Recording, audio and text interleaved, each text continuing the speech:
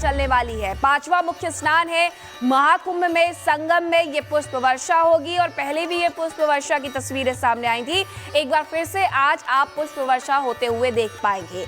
माघ पूर्णिमा का स्नान और इसी के साथ एक और स्नान महाशिवरात्रि का होगा, लेकिन उसके पहले माघ पूर्णिमा के स्नान पर भी बताया जा रहा है कि लगभग 2 करोड़ लोग पहुंचेंगे। संगम में आस्था की डुबकी लगाएंगे। हर जगह सिर्फ और सिर्फ जन सैलाब नजर आ रहा है। ऋतु, आपने बताया कि किस तरीके से जो तैयारियां हैं वो पुष्प वर्षा के लिए की गई है, लेकिन आज क्योंकि लगभग 2 करोड़ लोगों के पहुंचने की बात कही जा रही है, सुरक्षा की दृष्टि से क्या कुछ इंतजाम किए गए हैं? आज ट्रैफिक प्लान क्या रहने वाला है? और इसी के साथ बिल्कुल मीनाक्षी, इस तरीके से आपने कहा, यहाँ पर सुरक्षा को लेकर के पुख्ता इंतजाम किए गए हैं और खुद जब सूबे के मुखिया यानी कि मुख्यमंत्री योगी आदित्यनाथ के इस पूरे आयोजन पर नजर हो तो आप लिहाजा समझ सकती हैं कि कितना ये अपने आप में अहम हो जाता है, भव्य हो जाता है। और हर एक यहाँ पर जो प्रतिक्रिया हो रही है, जो आला अधिकारियों की जिस तरीके से कार्रवाई है उसको लेकर के नजर खुद सीएम योगी आदित्यनाथ ने बनाई हुई है, डीजीपी की नजर बनी हुई है। लिहाजा आप समझ सकती है खासतौर पर ट्रैफिक की व्यवस्था को लेकर कि जिस तरीके से तस्वीर बीते दिनों वीडियोस वायरल हुए थे उस पर ध्यान केंद्रित करते हुए जो रूट डाइवर्जन है वो भी यहाँ पर किया गया है। रूट डाइवर्जन के माध्यम से लोगों को दूसरी तरफ रोकने की कोशिश की गई है, जिससे कि जो स्नान का मार्ग है वो खाली रहे, वो वेकेटेड रहे, ताकि जो लोग हैं वो आसानी से यहाँ पर पैदल मार्ग से चलते हुए स्नान करने के लिए पहुंचे। लेकिन इस तरफ मैं आपको तस्वीर दिखाना चाहूंगी कि देखिए ये जो रूट है ये संगम स्नान से आने वाला रास्ता है और यहाँ पर सिर्फ आपको पैदल आते हुए लोग नजर आएंगे, यानी कि आप जो प्रवेश है पूरी तरीके से वर्जित है, पूरी तरीके से प्रतिबंधित है। और ये तस्वीर अपने आप में दर्शाती है कि आखिर कैसे यहाँ पर जो लोग पहुंच रहे हैं वो भी उत्साह और उमंग तस्वीर हम जो दिखा रहे हैं ये दर्शा रही है, दिखा रही है। बिल्कुल ऋतु, ये दिखा रही है तस्वीरें कि आखिरकार वहां पर लोग किस उत्साह के साथ पहुंच रहे हैं। बहुत शुक्रिया, बहुत धन्यवाद आप दोनों का हमारे साथ जुड़ने के लिए। खबरों में आगे बढ़ेंगे और अब बात करेंगे फ्रांस की। फ्रांस के पेरिस में पीएम मोदी ने कल एआई एक्शन समिट में हिस्सा लिया। इस दौरान पीएम ने आर्टिफिशियल इंटेलिजेंस के मानव जीवन पर पड़ने वाले प्रभाव को लेकर के बात की और आज शाम पीएम मोदी फ्रांस से अमेरिका पहुंचेंगे, जहां वो राष्ट्रपति ट्रंप से मुलाकात करेंगे। हालांकि पीएम मोदी फ्रांस से ही अमेरिका को साधते नजर आए हैं। कैसे, इस रिपोर्ट में देखें।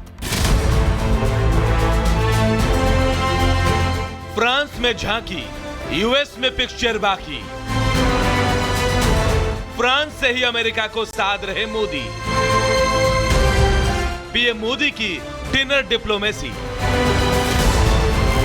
प्रधानमंत्री नरेंद्र मोदी फ्रांस की यात्रा पर गए हैं, यहां से वो अमेरिका की यात्रा पर जाएंगे। पीएम मोदी अमेरिका की यात्रा पर राष्ट्रपति डोनाल्ड ट्रंप से मिलेंगे। वॉशिंगटन जाने से पहले पीएम मोदी फ्रांस से ही अमेरिका को साधने में जुट गए हैं। दरअसल फ्रांस के राष्ट्रपति इमैनुअल मैक्रों ने पेरिस के एलएसी पैलेस में डिनर का आयोजन किया था, जिसमें पीएम मोदी शामिल हुए। यहां गर्मजोशी से उनका स्वागत किया गया। इस दौरान पीएम मोदी ने अमेरिकी उपराष्ट्रपति जेडी वेंस के साथ मुलाकात की। फ्रांस के राष्ट्रपति इमैनुअल मैक्रों ने अपने सोशल मीडिया अकाउंट पर एक वीडियो शेयर किया, जिसमें पीएम मोदी एलएसी पैलेस में वेंस से हाथ मिलाते और उन्हें अमेरिकी राष्ट्रपति चुनाव में रिपब्लिकन पार्टी की जीत के लिए बधाई देते हुए दिखाई दिए। पीएम मोदी भारत और अमेरिका के रिश्तों को ट्रंप कार्यकाल के दौरान सुधारना चाहते हैं। ऐसे में वेंस से मुलाकात बेहद जरूरी थी। इसके जरिए पीएम मोदी भारत के हितों की बात कर सकते हैं। मंगलवार को एआई समिट के दौरान पीएम मोदी ने एआई समिट को संबोधित करते हुए कहा कि इतिहास गवाह है कि किसी भी नई टेक्नोलॉजी की वजह से काम खत्म नहीं होता है, बस उसका नेचर बदल जाता है। इतिहास गवाह है कि तकनीक से काम खत्म नहीं होते, बल्कि काम का स्वरूप बदलता है और नए तरह के रोजगार पैदा होते हैं। Its nature changes and new types of jobs are created. AI वाले भविष्य के लिए अपने लोगों को नई स्किल सिखाने में निवेश करना होगा। एआई लाखों लोगों की जिंदगी बदल सकता है। AI driven future. PM Modi के इस बयान का अमेरिकी उपराष्ट्रपति ने भी समर्थन किया। And I appreciate Prime Minister Modi's point. AI, I really believe, will facilitate and make people more productive, it is not going to replace human beings. It will never replace human beings. तो France में PM Modi की JD Vance से मुलाकात और दोनों के बीच की chemistry चर्चा में है और कयास लगाए जा रहे हैं कि राष्ट्रपति ट्रंप के साथ भी मोदी की मुलाकात भारत अमेरिकी रिश्तों को नया आयाम देगी। पूरे दुनिया की निगाहें मोदी और ट्रंप की मुलाकात पर टिकी है। Bureau report, Republic Bharat.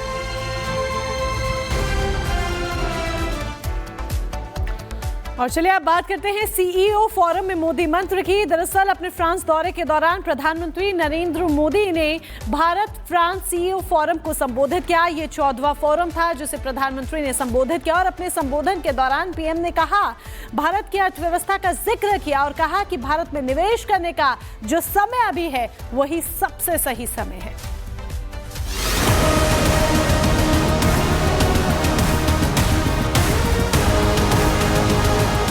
Bharat में आने का यही समय है, सही समय है।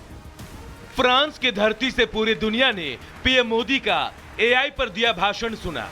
दुनिया को पीएम मोदी ने एआई के मुद्दे पर जो बातें बताई वो निश्चित ही विश्व को एक नई ऊर्जा से भर देंगी। दुनिया को एआई पर नया रास्ता दिखाने वाले पीएम मोदी ने कुछ देर बाद भारत फ्रांस सीईओ फोरम को भी संबोधित किया।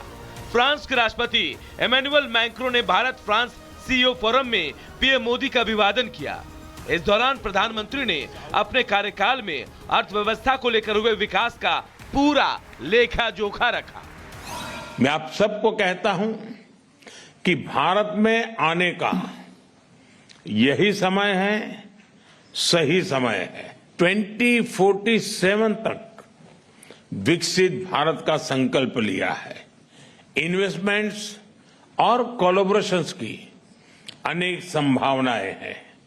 मैं आप सभी को भारत की विकास यात्रा से जुड़ने के लिए आमंत्रित करता हूं। पीएम मोदी ने कहा कि यह बैठक भारत और फ्रांस के सर्वश्रेष्ठ कारोबारी दिमागों का संगम है। भारत में बीते एक दशक में जो बदलाव आए हैं उससे आप भली भांति परिचित हैं। रिफॉर्म, परफॉर्म, ट्रांसफॉर्म के पथ पर चलते हुए आज भारत विश्व की 5वीं सबसे बड़ी इकोनॉमी है। जल्द ही दुनिया की 3री बड़ी इकोनॉमी बनने जा रहे हैं। हमने भारत में एआई, सेमीकंडक्टर और क्वांटम मिशन लॉन्च किए हैं।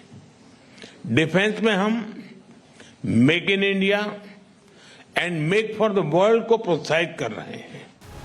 फ्रांस के दौरे को खत्म करने के बाद पीएम मोदी आज अमेरिका के दौरे पर जाएंगे, जहां वो डोनाल्ड ट्रंप से मुलाकात करेंगे। पूरी दुनिया की निगाहें भी इसी मुलाकात पर हैं। खासकर ट्रंप के धड़ाधड़ टैरिफ वाले फैसलों के बाद दोनों नेताओं की क्या बात होगी, ये देखना अहम होगा।